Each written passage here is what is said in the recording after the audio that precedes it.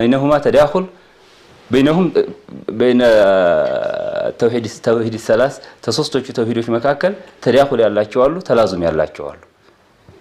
ተዳخل ያላቸው እነማን ናቸው ቢባል ሩቡብያ ውስጥ አስማኡ ሲፋትም ይካተታል متضمن ነው እሱ ማለት ነው ወይንም ኡሉሂያ አሁንም ሩቡብያን متضمن ነው ምክንያቱም የሚመለክ አካል አጅዝ ሊሆን ስለማይችል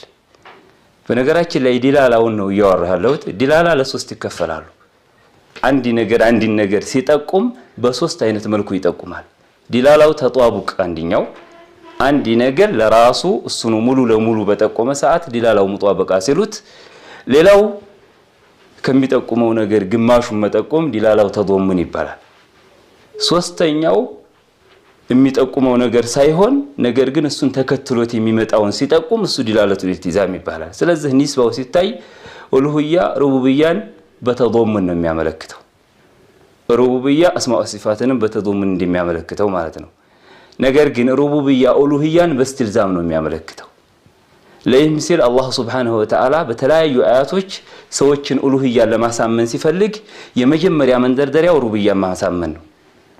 ሩቡብያን አሳምኖ መጨረሻ ላይ ለከፍ አድርጎ ይሄዳል አፈላ ተተቁን አፈላ ተዓቂሉን እያለ መጨረሻውን ይሄዳል ያ ማለት ሩቡብያውን ያመነ አካል ኡሉሂያውን ለማን ሊሰጥ ይገባዋል ለይሁ አካል ነው እንጂ ማለትን ከማሳየት ኢስቲልዛም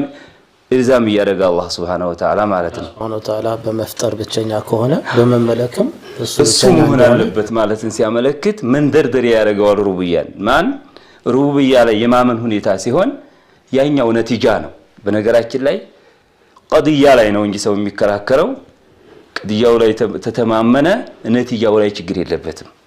ምን ነቲጃው ማመን ችግር የለበትም ማለት ነው ስለዚህ ሩቡብያውን ታደላደላቸው በኋላ የኡሉሂያውን በራሳቸው ከለማሳመን ሲል አላህ Subhanahu Wa Ta'ala ብዙ ጊዜ ይጠቀማል በነገራችን ላይ አላህ Subhanahu Wa Ta'ala ተውሂድን ሲያስተምር በቁርአን ላይ በተለያየ መልኩ ነው አንዱ እስሉብ ይሄ ነው ኒስባው ሁኔታ ማለት ነው ሌላው ተውሂድ ማለት ሶስት እየከፈል ነው ያለነው ወይንም ሁለት አስማኡ ሲፋት ላይ ተውሂድ ማለት እንዴት ነው ተውሂድ ሩቡብያው ላይ ብንፈልግ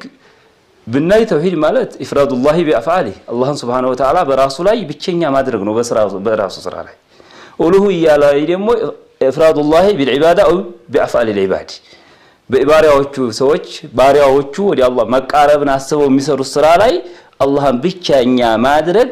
ተውሂድን ኡሉሂያ በሚባል ይታወቃል ተውሂዱል አስማኡ ሲፋት የሚባለው ኢስባቱ ማ አስበተሁ አላህ ወረሱሉሁ አላህና መላእክተኛው ያጸደቁት